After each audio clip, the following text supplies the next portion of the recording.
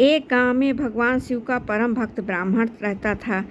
पंडित जी जब तक रोज सुबह ब्रह्म मुहूर्त में उठकर नित्य कर्मों से निवृत्त होने के पश्चात भगवान शंकर का पूजन नहीं कर लेते, तब तक उन्हें चैन नहीं पड़ता था। जो कुछ भी दक्षिणा में आ जाता, उसी से पंडित जी अपना गुजारा करते थे और दयालु इतने थे कि जब भी कोई ज़रूरतमंद मिल जाता तो अपनी क्षमता के अनुसार उसकी सेवा जरूर करते थे। इस प्रकार शिव के परम भक्त ब्राह्मण देवता गरीबों का जीवन यापन करके जीवन व्यतीत कर रहे थे। पंडित जी की इस दानी प्रवृत्ति से उसकी पत्नी उनसे नाराज तो थी, किंतु उनकी भक्ति परायण को देखकर उससे अत्यधिक प्रेम करती थी, इसलिए वह कभी भी उनका अपमान नहीं करती थी। साथ ही अपनी ज़रूरत का धन वह आसपास पड़ोस में मजदूरी करके जुटा लेती थी। एक समय ऐसा आया जब मंदिर में दान दक्षिणा कम आने लगी। इससे पंडित जी को आर्थिक तंगी का सामना करना पड़ा। घर की मूल आवश्यकताओं की पूर्ति नहीं होने के कारण ब्राह्मणी दुखी रहने लगी। इसी तरह जीवन व्यतीत होने लगा।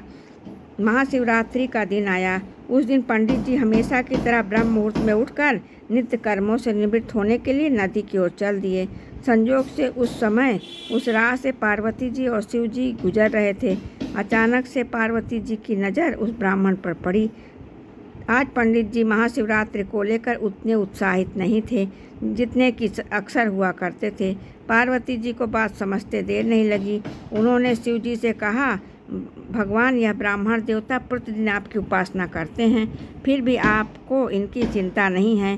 पार्वती जी की बात सुनकर शिव जी बोले, देवी, आपने भक्तों की चिंता मैं नहीं करूँगा तो कौन करेगा। पार्वती जी बोली कि स्वामी, आपने अब तक इस ब्राह्मण की सहायता क्यों नहीं की।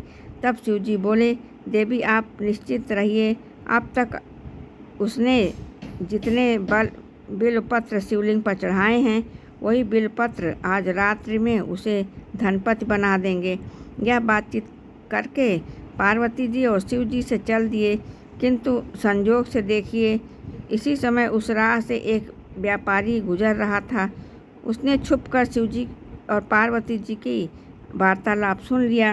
व्यापारी ने अपने दिमाग चलाया और सोचने लगा कि अगर बिलपत्र से भगवान ब्राह्मण धनवत हो जाता है तो फिर क्यों नहीं हो सकता। यही सोचकर वह ब्राह्मण के घर पहुंच गया और ब्राह्मण से बोला, पंडित जी, आपने अब तक जितने भी बेलपत्र शिवलिंग में चढ़ाया है वह सब मुझे दे दीजिए, बदले में मैं आपको 100 स्वर्ण मुद्राएं दूंगा। पंडित जी ने अपनी पत्नी से पूछा। वह बोली, पुण्य का दान ठीक तो नहीं है, किंतु अगर आपका मन करे तो दे दीजिए, हमें धन की ज़रूरत है, इसलिए दे दीजिए। पंडित जी सारे बेलपत्र बोरे में भरकर शिव जी को दे दिए। बिल पत्रों का बोरा लेकर सेठ जी पहुंच गए। मंदिर और शिवलिंग पर चढ़ाकर देखने लगे कि कब शिव जी कृपा करेंगे और कब वह धनपति बन जाएगा। प्रतीक्षा करते करते सेठ जी को आधी रात हो गई। सेठ जी चमत्कार देखने के लिए बहुत उतावले हो रहे थे। आखिर वे तीसरे पहर गुजरने के बाद सेठ जी के सब्र का बांध टूट ही गया और क्रोध में आकर सेठ जी शिवलिंग को झचकोड़ने लगे। फिर अचानक एक चमत्कार हुआ। सेठ जी के हाथ शिवलिंग से ही चिपक कर रह गए। उन्होंने बहुत प्रयास किया किंतु हाथ हिले तक नहीं। एक बार सेठ ने शिव जी को क्षमा याचना करने लगे तो शिव जी बोले कि लोभी सेठ, जिस ब्राह्मण से तूने यह बेलपत्र खरीदे हैं उसे 1000 स्वर्ण मुद्राएं दे, तब जाकर तेरे हाथ छूटेंगे। प्रातः काल जब पंडित जी पूजन के लिए आए तो उन्होंने देखा कि सेठ जी के हाथ शिव जी से चिपके हुए हैं और सेठ जी रो रहे हैं। उन्होंने पूछा तो सेठ जी बोला, पंडित जी, शीघ्रता से मेरे बेटे को 1000 स्वर्ण मुद्राएं लेकर मंदिर आने को कहिए। पंडित जी ने सेठ के बेटे को बुलाया और सेठ ने यह स्वर्ण मुद्राएं ब्राह्मण को दिलवा दी।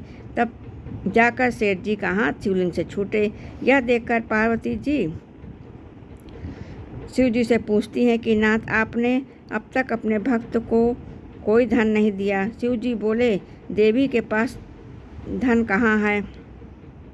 जो मैं दूंगा, किंतु भक्त अब गरीब नहीं है, वह स्वयं देख लो। जैसे कृपा भगवान शिव माता पार्वती ने उस ब्राह्मण को दी, ऐसे ही कृपा भगवान हर हर महादेव सबको दें।